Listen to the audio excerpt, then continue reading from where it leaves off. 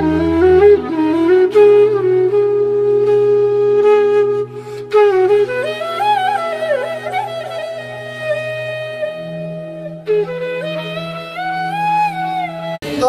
पश्यत् स्थितान् पार्थ पितृनाथ पितामहान् आचार्यान् मातुलान् भ्रातॄन् पुत्रान् पौत्रान् सखींस्तथा श्वशुरान् सुहृदाश्चैव सेनयोरुभयोरपि तान् समीक्ष्य स कौन्तेयः सर्वान् बन्धून् अवस्थितान् कृपया परयाविष्टो इसिदन्निदमब्रवीत्। अर्जुनोवाच दृष्ट्वेमं स्वजनं कृष्ण जुजुत्सुं समुपस्थितं सीदन्ति मम गात्राणि मुखं च परिशुष्यति वेपथुश्च शरीरे मे रोमहर्षश्च जायते गाण्डीवं संस्रते हस्तात् उच्चैव परिदह्यते न च शक्नोम्यवस्थातुं भ्रमतीव च मे मनः।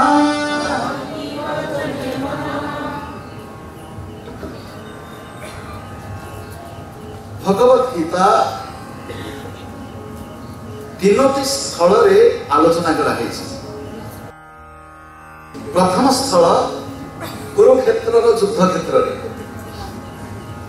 वक्ता पार्थ सारथी भगवान श्री कृष्ण श्रोता तांकर प्रिय सखा केवल श्रोता नहंती निजर भाव को अभिव्यक्त करुथिबा मनर संशय को निजर व्यथा द्वारा प्रकट करुथिबा प्रिय सखा अर्जुन पार्थ। भगवत गीता द्वितीय स्तर रे आलोचना कराई। हस्तिनापुर राजप्रसाद रे अंधराजा धृतराष्ट्र एवं संजय मध्य भगवत गीता तृतीय स्तर रे आलोचना कराई। हिमालय गिरी गुहा बद्रिकाश्रम ठू अल्प दूर रे महर्षि वेदव्यास एवं श्री गणेश मध्य जेभली आमर गोटे देह नुह आमर तीनोटी देह अच्छी स्थूल शरीर सूक्ष्म शरीर कारण शरीर से भली भगवत गीतार आलोचना स्थूलतः सूक्ष्मतः कारणतः तीनोटी स्थान में आलोचना कराई। भगवत गीता एक युद्ध संगीत। गीतार अर्थ होछि संगीत। भगवत गीता होछि एक युद्ध संगीत। हृदय रे वीररस सृष्टि करबा पाई ए युद्ध आमे जो दृष्टि वर्तमान आलोचना करिबा ये युद्ध से युद्ध नुह। ए युद्धर युद्ध क्षेत्र प्रत्येक व्यक्तिर अंतर्जगत रे भगवत गीतार प्रारंभ रे जेतबे अंधराजा धृतराष्ट्र पचारुचंती धर्म क्षेत्रे कुरुक्षेत्रे ए जोड़िए शब्द का सूक्ष्म रे संक्षेप रे बुझाई दवा पाई धर्म क्षेत्र कुरुक्षेत्र कहले कोठी देह भितरे गोटे अंश होछि धर्म क्षेत्र केवल धर्म क्षेत्र गोटे अंश होछि केवल कुरुक्षेत्र गोटे अंश होछि धर्म क्षेत्र कुरुक्षेत्र तीन भाग कर देउ देह को मस्तिष्क एठू ऊपर को एति कहछि केवल धर्म क्षेत्र जो हम चंदन टीपा लगाउछु सेटू मस्तक ऊपर पर्यंत ये होछि धर्म क्षेत्र देह बाहर कहछि केवल कुरुक्षेत्र आखि कान नाक ए सब इंद्रिय बहिर्मुखी ये होछि कुरुक्षेत्र देह भितर दिबा सचक्र क्षेत्र ये होछि धर्म क्षेत्र कुरुक्षेत्र आउ थरे बुझे दोछु दुई भ्रूठार संस्कार पर्यंत ये हूँ धर्म क्षेत्र, बहिर्मुखी इंद्रिय ये हूँ कुरुक्षेत्र, देह भितर सचक्र क्षेत्र मूलाधार ठारू आज्ञा चक्र पर्यंत ये हूँ धर्म क्षेत्र कुरुक्षेत्र। धृतराष्ट्र होती मन, अंध राजा मन हूँ अंध, मनर 100 पुओ, मनर पुओ होती केते, किंतु धृतराष्ट्र 101 पुओ गोटे झील थे, किंतु आम कौरव 100 बोली कहू। ये 100 हूँ मनर वृत्ति, मनोवृत्ति, मनर वृत्ति, मनोवृत्ति बा प्रवृत्ति पक्ष जी आमको संसार रे आकर्षित करके रखती। धृतराष्ट्र तांको स्त्री गांधारी सेमानक संतान अर्थात मन 10 इंद्रिय माध्यम 10 दिग को धाउची। एक धृतराष्ट्र, एक गांधारी, 10 इंद्रिय, 10 दिग, 1 गुणन 1 गुणन 10 गुणन 10 ये 100 कौरव। कौरव शब्दर अर्थ होची जे कुरु कुरु कुरु कुरु रव सृष्टि करछथि आ भीतर कर एटा कर ए जो आम भीतर जो कामना, आम भीतर कामना को नै जो प्रेरणा सृष्टि ये होछथि कौरव 100। कौरवक मध्य प्रमुख जो माने ये 6 चक्र भीतर अछंती, काम, क्रोध, लोभ, मोह, मद, मात्सर्य ये 6 चक्र भीतर अछंती। पांडव हेले केसे पांडुंकर पुओ। पांडु शब्द पंडा शब्द आछि। पंडा शब्द ज्ञानवाचक, वेदोच्छोला बुद्धि। बुद्धि वृत्ति हेले मनोवृत्ति हेले कौरव, बुद्धि वृत्ति हेले पांडव, प्रवृत्ति पक्ष हेले कौरव, निवृत्ति पक्ष हेले आम भितर प्रवृत्ति अछि, निवृत्ति मध्य अछि। निवृत्ति पक्ष हेले पांडव, पांडव हेले 5 एवं तांका सहित आमे जोड़ी देउछ भगवान कृष्ण को, तेणु सेमाने 6 पांडव का सहित कृष्ण सेमाने मध्य 6 चक्र रे अछंती। जेते काम क्रोध बोली कहिलु सेमिति सम, दम, उपरति, श्रद्धा, तितिक्षा, समाधान, सत संपत्ति ये 7 चक्र भीतर अछंती। ये धर्म क्षेत्र कुरुक्षेत्र। प्रश्न पचारे धृतराष्ट्र संजय मो पुओ आ पांडु पुओ एटा कंदु मन केमितिका, मन सब बेले विभाजन सृष्टि करे मोर तोर। मो पुओ आ पांडु पुओ से कोन कले आ युद्ध करिया जाइथिले कोन करथांते माडो लागले न, किंतु मन सब बेले आशंका रे था मो पुओ जेगला कि मन सब बेले संशयात्मिका मन भीतर सब बेले संशय आशंका, आशंका कोइ आशंका भय विपद निरंतर राजमना करई अस्थिर। तेणु से पचारे संजय बर्तमान चमत्कार भारे वर्णना करछंती जे आपण को पुओ होछंती राजा। दृष्ट्वा तो पांडवानिकं व्यूढं दुर्योधनस्तदा आचार्यं उपसंगम्य राजा। आपण को पुओ दुर्योधन जे कि राजा मन बिटी एते कि कहि देले से खुशी हो। राजा कोन कले देखो अहंकारी चित्र से संजय दउछंती। से कहछन जाई पहुंचले त गुरु का पाखे, गुरु के पाखे जाई कोन करिए हय तमे शिष्य तमे गुरु के पाखे जाई खाली सेति कि न गुरु को सहायता चाहछ। गुरु वचनबद्ध होइछंती बोली तम पटे अछंती, नले गुरु का प्रकृतर अंतर प्रेम होछंती अछि पांडव मानक पाई। से श्लोकटी जदि धरले से कहले पश्येतान पांडुपुत्राणाम आचार्य। हे पांडुपुत्र ए श्लोक 2 प्रकार अर्थ करियो। आमे जो प्रकार करतो टिके भांगी देती संस्कृत भाषा रे गोटे विभव जे आपण ए शब्द बेठी रहते से शब्द सेठी रहते से कहले पश्येतान पांडुपुत्राणाम आचार्य। हे पांडुपुत्र को गुरु देखो। से निज गुरु बोली कहना खाली सेठी कहना परवर्ती समय कहउछंती तव शिष्यन धीमता, तम बुद्धिमान शिष्य। से शिष्य माने पांडव कथा कहना तांकर बाल्यकाल सखा परवर्ती समय शत्रु द्रुपदन का नाम को मने पकई देवा द्रुपद पुत्रेण तव शिष्यन धीमता से द्रुपद पुत्र बोली ना देखिए से कहते तम शत्रु कहीं सी खल बुद्धि जहाँ भर अहंकार जहाँ भर कामना वासना से नाना प्रकार राजनीति करदेव से कही सारा पर पांडव मान योद्धा वर्णना कले निज योद्धा वर्णना कले गला द्रोणधार किसी कहना चुपचाप अनेक बच्चे कहीं भला पाठ पढ़े ये चलाई ये शिष्य शिष्य आसी गुरु पाखे एमती व्यवहार कर शुणिला देखीदे किए भीष्म आर तो भल कथा है ये तो चगला लाइफ तो गुरु को मुंडिया मारता मुंडिया तो मारले मारले एपट सेपट कथबार्ता कर बर्तमान गुरु तार मुह सुखी ऊपर को नहीं बसती से कथा कहना दुर्योधन भितर टे उत्साह सृष्टि करने भीष्म सिंहनाद करके शंख ध्वनि कले शंख ध्वनि शुणिक युद्ध नागर से बाजिला बाजिला खेले पांडव मैंने शंख बजाइले ये सब हट चमट सृष्टि होता बेले अर्जुन कहले मत उभय सैन्य बाहिनी मध्य रखी दियो क्या सहित मत युद्ध करने मुझे देखी तुम कौन जानी क्या युद्ध करने हम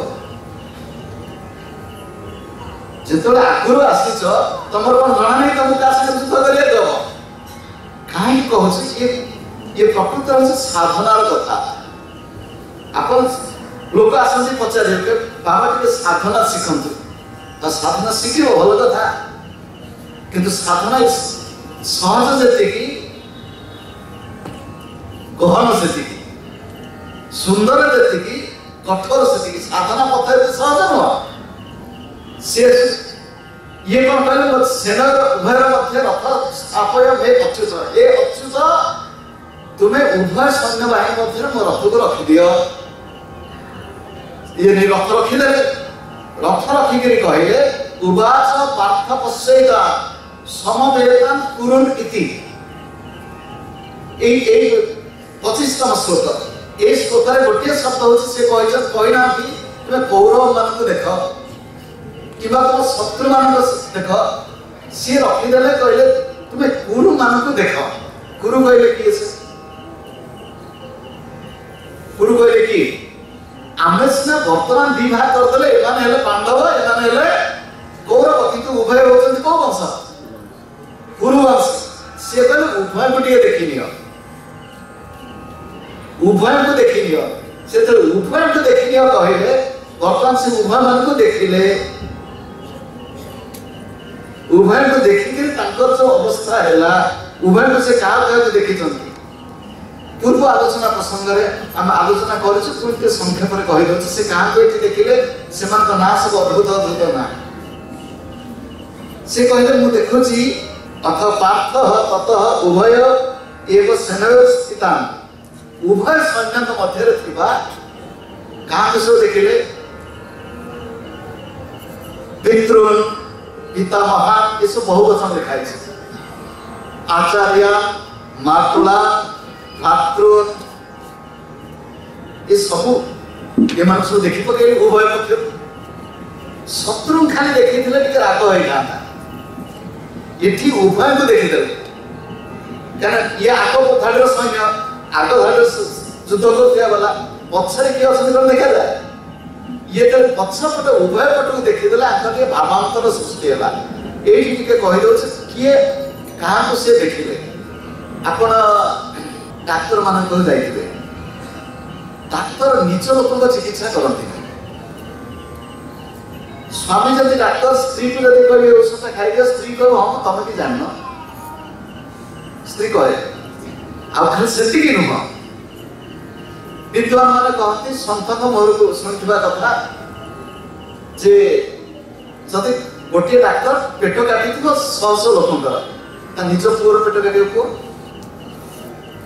काटो ये आगे से डाक्तर सी कह काटो हाथ जीवनी हाथ टे थर कहीं हाथ थर से रोगी देखा ना से देखा कौन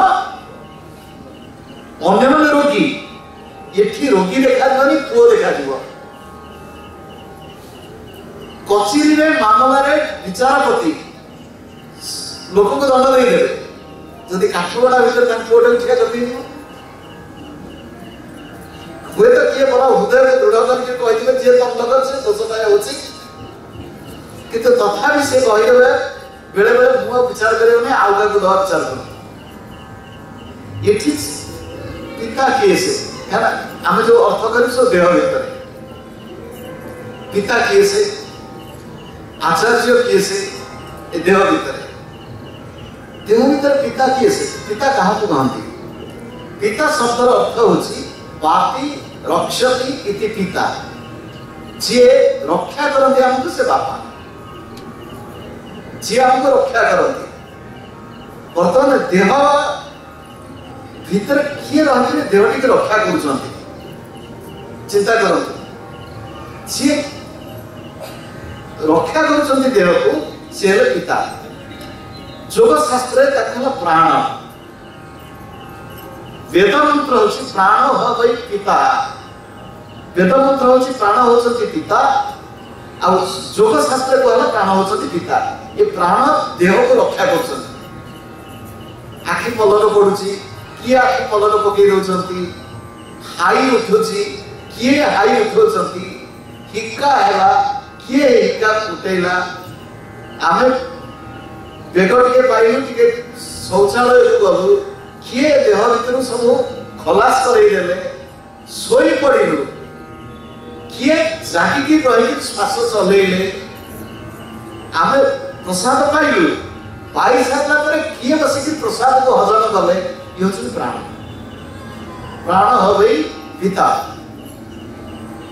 ये देखिले जब साधना करिया जाउछि वर्तमान प्राण मो पिता अछंती एठी बहुवचन कहै छै ये बहुवचन काहे कहै छै प्राण जदियो एक आमे प्राण एक प्राण पंच प्राण होइछंती केवल पंच प्राण नहीं से 50 प्राण होइछंती देह भीतर पंच प्राण मुख्य प्राण पंच प्राण हेले प्राण अपान समान ज्ञान उदान ये पंच प्राण तेणु से पितृ तो यही भाई भाव से देखो से आचार्य आचार्य किए से आचार्य होती जे गुरु ये गुरु का विषय विपद कहवा टिके कटु शब्द गुरु होती किए से क्या देखिले कहना अर्जुन क्या देखी द्रोण को एवं कृपन को उभय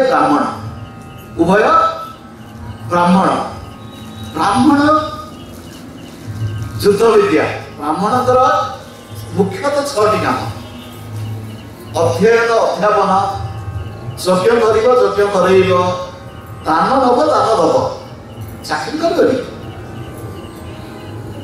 ब्राह्मण काम चाकरी करवा नुह से समय समकालीन चित्र श्रीकृष्ण एवं अर्जुन उभय पाखापाखि समवयस भगवान श्रीकृष्ण निजे गुरुगृह रही पाठ पढ़ते सेवा करके उत्तर भारत कल्पना करूँ उज्जयिनी कल्पना करूँ मध्य भारत को जाइकरी गुरुगृह रही सेवा करके पाठ पढ़ी कौरव माने पांडव माने सेमानक पाठ पढ़ा पाई कौन है आचार्य द्रोण आचार्य कृपन को आनी एठी होची भारत रे शिक्षा एटिके पूर्व बस्तु शिक्षा गुरु रजत सार बस्तु कथा प्रसंग रे कहले जे एबे ए अवस्था काहे के मिले हला से कहते से कथा से कहे कल जे जहाँ कहतु मूलतः आमे माने ही ताई से निज पक्ष ये विनम्रतार लक्षण भारत रे शिक्षा व्यवस्थार अधोगति कौन आरंभ होती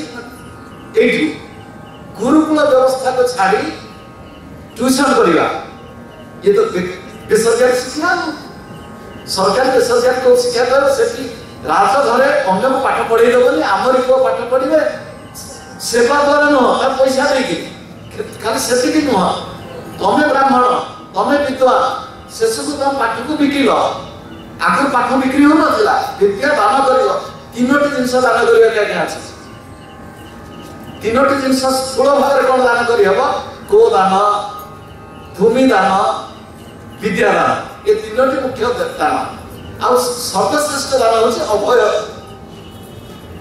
ଅଭୟ ଦାନ ହେଉଛି ସର୍ବଶ୍ରେଷ୍ଠ, ଭୟ ନ ରହୁ। ବିଦ୍ୟା ଦାନ କରିବା କଥା, କିନ୍ତୁ ବିଦ୍ୟାକୁ ବିକ୍ରି କରିବା ଆରମ୍ଭ କଲେ କିଏ ସେ? ଯାହା ହଉ ସେ ଦେଖିଲେ ଆଚାର୍ଯ୍ୟ। ଆଚାର୍ଯ୍ୟ ଶବ୍ଦରେ ଏଠି ଟିକେ ଅଲଗା ଅର୍ଥ କରିଦେଉଛୁ। ଯୋଗ ସାଧନରେ ଆଚାର୍ଯ୍ୟ କିଏ ସେ? ଆଚାର୍ଯ୍ୟ ହେଉଛନ୍ତି ସଂସ୍କାରଜ ବୁଦ୍ଧି। ଆଚାର୍ଯ୍ୟ ହେଉଛନ୍ତି ସଂସ୍କାରଜ ବୁଦ୍ଧି ନିଜ ଭିତରେ। କେମିତି ହେଲା ନା ଏଠି ତା ପୂର୍ବରୁ ଦୁର୍ଯ୍ୟୋଧନ ନିଜେ ଗୁରୁଙ୍କୁ କହିଛନ୍ତି ତମେ ହେଉଛ ଦ୍ୱିଜୋତ୍ତମ। ଦୁର୍ଯ୍ୟୋଧନଙ୍କ ମୋର ବାଚା ତୁମେ ହେଉଛ ଦ୍ୱିଜୋତ୍ତମ। ଦ୍ୱିଜ କିଏ? ସଂସ୍କାର ଦ୍ୱିଜ ଉଚ୍ୟତେ। ଜନ୍ମନା ଜାୟତେ ଶୂଦ୍ର। ଆମେ ତ ଜନ୍ମ ହଉ ସମସ୍ତେ ଆମେ ଶୂଦ୍ର। ଶୂଦ୍ର ଅର୍ଥାତ୍ କହିବନି ଅଛୁଆ ଛୁଆ ଛୁଆ ନୁହଁ। ଶୂଦ୍ର ଶବ୍ଦ ଶୋକ ଶବ୍ଦ ସୁଚ୍। ଯେଉଁମାନେ ସବୁବେଳେ କାନ୍ଦନ୍ତି, ଶୋକରେ ରୁହନ୍ତି, ଦୁଃଖରେ ରୁହନ୍ତି, ସେମାନେ ହେଲେ ଶୂଦ୍ର। ଶୂଦ୍ର ଏଠି କହିବେନି ଅନ୍ୟ। ପ୍ରତ୍ୟେକ ବ୍ୟକ୍ତି ଆମେ ତ ଜନ୍ମ ହେଇଛୁ, ଅନେକ ସମୟ କାନ୍ଦୁଥିଲୁ ନା, ବେଳେ ବେଳେ ହସୁଥିଲୁ, କାନ୍ଦୁଥିଲୁ, ଅସହାୟ ଥିଲୁ। ତ ସଂସ୍କାର ଯେତେବେଳେ ଆମ ଭିତରେ ସୃଷ୍ଟି ହୁଏ, ସଂସ୍କାର ଦ୍ୱିଜ ଉଚ୍ୟତେ। ଆମ ଭିତରେ ସଂସ୍କାର, ସଂସ୍କାର ନା କୁସଂସ୍କାର। ଆପଣ କଳ୍ପନା କରନ୍ତୁ, ରଥଯାତ୍ରା ସମୟରେ ଆପଣ ଦେଖିଥିବେ ବିଦେଶରୁ ଆସିଥିବା କିଛି ଜଗନ୍ନାଥ ମହାପ୍ରଭୁଙ୍କ ଭକ୍ତ ଲଣ୍ଡା ହେଇଛନ୍ତି, ଶିଖା ରଖିଛନ୍ତି, ବେକରେ ମାଳି ବାନ୍ଧିଛନ୍ତି, ତିଳକ ସେବା କରିଛନ୍ତି, ଶୁଦ୍ଧ ବସ୍ତ୍ର ପରିଧାନ କରିଛନ୍ତି, ଖୋଳ ଝାଞ୍ଜରେ କୀର୍ତ୍ତନ କରୁଛନ୍ତି। ଆପଣ ଶୁଣିଲେ ଆଶ୍ଚର୍ଯ୍ୟ ହେବେ, ସେମାନେ ଶୁଦ୍ଧ ଶାକାହାରୀ। ଶୁଦ୍ଧ ଶାକାହାରୀ। ଆମେ ଏଠି ଯେତିକି ବସିଛୁ, ଯଦି ପଚରା ହେବ ଆମେ ଶୁଦ୍ଧ ଶାକାହାରୀ କି? ଆମେ ଯେତେ ମନ୍ଦିର ମଧ୍ୟକୁ ଯାଉଛୁ ଆମେ ଶୁଦ୍ଧ ଶାକାହାରୀ କି? ଏ ଗୋଟେ ପ୍ରଶ୍ନ ଅଛି। ଯୋଉମାନଙ୍କ ଭିତରେ ଏଭଳି ସଂସ୍କାର ସୃଷ୍ଟି ହେଇଛି, ଆମ ଭିତରେ କୁସଂସ୍କାର କଣ? ନା ସେମାନେ ମନ୍ଦିର ଭିତରେ ପଶିପାରିବେନି। ଆମେ କହୁଛେ ବସ ବିଚାର ଦୃଷ୍ଟିରୁ ଯୋଉମାନଙ୍କ ଭିତରେ ଏଭଳି ଭଲ ସଂସ୍କାର ଆସିଛି, ସେମାନଙ୍କ ଦେଶରେ ଅଖାଦ୍ୟ ଅମେଧ୍ୟ ବସ୍ତୁ ତାକୁ ଛାଡ଼ି ଦେଇକିରି, ପ୍ରାଚୁର୍ଯ୍ୟକୁ ଛାଡ଼ିକିରି ଏଠି ଖାଲି ପାଦରେ ଚାଲି ଚାଲିକି ମନ୍ଦିର ପରିକ୍ରମା କରୁଛନ୍ତି। ଭଗବାନଙ୍କ ନାଁ ସଂକୀର୍ତ୍ତନ ବେଳେ ସ୍ୱତଃ ଆଖିରୁ ଲୁହ ଧରି ପଡୁଛି। କହିବା ତାତ୍ପର୍ଯ୍ୟ ହେଉଛି ସଂସ୍କାର ଆମ ଭିତରେ କି ସଂସ୍କାର ସୃଷ୍ଟି କରୁଛି? ସଂସ୍କାର ଯୋ ବୁଦ୍ଧି। ଆଚାର୍ଯ୍ୟ ହେଉଛନ୍ତି ସଂସ୍କାର ଯୋ ବୁଦ୍ଧି। ଆମ ଭିତରେ ଭଲ ସଂସ୍କାର ଅଛି ନା କୁସଂସ୍କାର ଅଛି? ଦୁର୍ଭାଗ୍ୟ ଭାରତ ବର୍ଷରେ ଆମ ଭିତରେ ଏତେ ପ୍ରକାର କୁସଂସ୍କାର ବସିଗଲା, ଏତେ ପ୍ରକାର। ଆମେ କହିଦେଉଛୁ ଶୁଣନ୍ତୁ, ପାନ ଖାଉଛ ଖାଅ, କି ପାନ ଖାଇବ? ଠାକୁର ତ ପାନ ଖାଉଛନ୍ତି, ଆମେ କଣ ପାନ ଖାଇବୁ? ପାନ ଖାଇଲେ କଣ ନା? ଠାକୁରଙ୍କୁ ଯୋଉ ପାନ ଦଉଛୁ ସେଇ ପାନ ଖାଅ। ଠାକୁରଙ୍କୁ ଯୋଉ ପାନ ଦଉଛୁ ଠାକୁରଙ୍କୁ ଦିଆହଉଛି। ତାମ୍ବୁଳମ୍ ସମର୍ପୟାମି ଦଉଛୁ ଠାକୁରଙ୍କୁ ପାନ, ସେ ପାନରେ କଣ ପଡିଥାଏ? ଆଉ ଆମେ ଯାଇକି ପାନ ଖାଇବୁ, ପାନ ଖାଇକି ପଚ୍ ପଚ୍ କରି ଛେପ ଗୁଡ଼ାଏ ଫୋପାଡ଼ି ଦେବୁ ଏବଂ ବିଭିନ୍ନ କାର୍ଯ୍ୟାଳୟ ମାନଙ୍କରେ ଦେଖିବେ ଦେବତାଙ୍କ ବିଗ୍ରହକୁ କାନ୍ଥରେ ଲଗା ହେଇଛି। ଏ ଘଟଣା ହେଉଛି 1999 ମସିହା। 94 ମସିହାରେ ବିଦେଶ ଗଲୁ। 99 ମସିହା ତା ମଝିରେ କେତେ ବର୍ଷ ଆଦୌ ଆସିନୁ। କେତେ ବର୍ଷ? 99 ମସିହାରେ ଆସିଲା ପରେ କାର୍ଯ୍ୟ ଉପଲକ୍ଷେ ଭୁବନେଶ୍ୱରରେ କୌଣସି ସ୍ଥାନକୁ ଆମେ ଯାଇଛୁ, ବଡ଼ କାର୍ଯ୍ୟାଳୟ, ସେଠି ସେ ସିଡ଼ି କଢଉଥିଲେ ସବୁ ଠାକୁରଙ୍କ ଛବି ରହିଛି। ପ୍ରଥମେ ଦେଖିଲି, ପ୍ରଥମେ ଭାବିଲି ବୋଧେ ଲୋକଙ୍କର ଭକ୍ତି ହେଇଗଲା। ଏଟା ସତ କଥା, ମୋ ନିଜ ମନର ଭାବନା। ଯାହା ଲୋକ ଚଢି ଚଢିକା ଯାଉଥିବେ, ଠାକୁରଙ୍କ ଛବି ଦେଖୁଥିବେ, ମନ ଭିତରେ ଭଗବାନଙ୍କ ଚିନ୍ତା ଆସୁଥିବ। ପରେ ଜାଣିଲୁ ଏ ଠାକୁରଙ୍କ ଛବି ଭକ୍ତି ପାଇଁ ନୁହଁ, ଲୋକଙ୍କ ଛେପ ପୁଚକିରି ପକାଉଛନ୍ତି, ଅପରିଷ୍କାର କରୁଛନ୍ତି। ଅପରିଷ୍କାର ନ କରନ୍ତୁ ବୋଲି ଇଏ ହେଉଛି ସନାତନ ବୈଦିକ ଧର୍ମ ସଂସ୍କୃତି। ଯୋଉ ଧର୍ମ ଯୋଉ ପରମ୍ପରାରେ ଶୌଚାଚାର ଉପରେ ଏତେ ଗୁରୁତ୍ୱ ଦିଆଗଲା, ନା ଆମ ଖାଦ୍ୟରେ ସୂଚି, ନା ଆମ ବ୍ୟବହାରରେ ସୂଚି। କଣ ହଉଛି ଆପଣ आपण जाऊना जगन्नाथ मंदिर को मंदिर परिसर भीतर लिखाई एठारे पान छेप पकातु ना देखो से पान छेप पड़ी पान छेप पकड़े 5 टका जरिमाना लिखाई 5 टका जरिमाना ये होची आम संस्कारित ना कुसंस्कारित गतकाल जाइलु गोटे मंदिर अति भव्य मंदिर जंगल भितर मयूरभंजरे से गोटे कुसंस्कार पचे ठाकुराणी के शनिवार और मंगलवार पूजा कर तुम तो खाऊ दिन को 4 थर गाधौच तो थे 2 थर तुम ठाकुर 2 दिन कहीं आहरी कुसंस्कार मत थे भाई धरिकी लेके गला पंचम राई पाक कहला ये आज्ञा जो बड़ी पड़ी बड़ दुख लगे ये आम संस्कार जिते जे साधना करने को जीव साधना होची निज संस्कार को छाड़ब को संस्कार को छाड़ब कुसंस्कार अंधविश्वास को छाड़ी भल संस्कार को धरब पुणी भल संस्कार को छाड़ब शुणु पाप को छाड़ी पुण्य को धर पाप को छाड़ी एवं समय आसो जिते पाप पुण्य उभय को ये जोग साधना पाप को छाड़ी पुण्य को धर समय आस पाप पुण्य उभय को छाड़ी दियो तो ये होते आचार्य मातुलान भ्रातृन एमान सब देखिले तान समक्ष सकौन्तेय सर्वान बंधन अवस्थिता कृपया परया विश्व विसिदन इदम अब्रवीत निज बंधु मान को देखिले तादरे लिखाई सखा मान को देखिले निज सखा सला को देखिले निज सला को देखिले समुदी को देखिले हम इस गोटे वाक्य कहले एमान होते हमरा आत्मीय एमान होते किए से आत्मीय लौकिक भाषा किए मोर आत्मीय ना मो बापा मोर आत्मीय मोर माँ मोर आत्मीय मोर भाई मोर आत्मीय मोर भौणी मोर आत्मीय आम आत्मीय बोली कहूँ आत्मीय शब्द आत्मा शब्द शुणु एमान को जहाँ को आत्मीय बोली कहले देह शब्द बापा माँ ये देह को जन्म देइछन ये देह संगे संबंध रक्त संबंध से आत्मीय बंधु बोले कहूँ किंतु प्रकृत आत्मीय होती जहाँकर आत्मा संगे संबंध कह आत्मा संगे संबंध कौन ये संबंध केवल यही जन्म नुह जन्म जन्मांतर संबंध कहीं आत्मा गोटे देह आ गोटे देह गोटे देह आ गोटे देह आ गोटे देह आ गोटे देह केते देह जन्म लेके आसी व्यक्ति जीवन में अनेक संस्कार आधुनिक वैज्ञानिक माने आजकल सब छवि बाहरी पड़ी मातृगर्भर पिलांकर छवि पाश्चात्य जगत पत्रिका मानक आम देखीचु वैज्ञानिक मैंने बर्तमान आश्चर्य पाश्चात्य वैज्ञानिक कहीं से पूर्वजन्म परजन्म विश्वास करती को माने पाश्चात्य वैज्ञानिक सी कहते यही जन्म सब किसी सी बड़ अड़ुआ पड़गला कौन ना जो छवि उठाऊँ पिलांकर गर्भस्थ शिशु से हसुवा छवि मुख भंगी परिवर्तन करुवा छवि मातृगर्भरे होची ना नहीं डाक्तर अच्छे से कहते हाँ अच्छा जदि शिशु भितर अनुभूति नहीं शिशु भितर जदि स्मृति नहीं तार मुख भंगी परिवर्तन होची केमिति आपण गोटे भल कथा शुणिले आपण मुह फूल भली फुटी उठिला आपण गोटे दुख खबर पाइले मनटी दुख है एमती गला कंठ बदलीगला आम भाव परिवर्तन हो जाए आम रंग परिवर्तन हो जाए कौन से गोटे भल खबर खराब खबर पाइले तो से शिशु कौन अनुभव कर गर्भस्थ शिशु तार मुख भंगी परिवर्तन शिशु हसुची आखि हसुची बर्तमान पाश्चात्य वैज्ञानिक मैंने समय आसूची जो समय पाश्चात्य जगत कहीं अंध भाव से अनुकरण कर जहाँ कहते वेद मंत्र कहूँ तो समय आसूची जो से स्वीकार करने को बाध्य जे ये जो शिशुर मन केवल यही जन्म बढ़ाई शिशुर मन जन्म जन्मांतर शिशु भीतर संस्कार जन्म जन्मांतर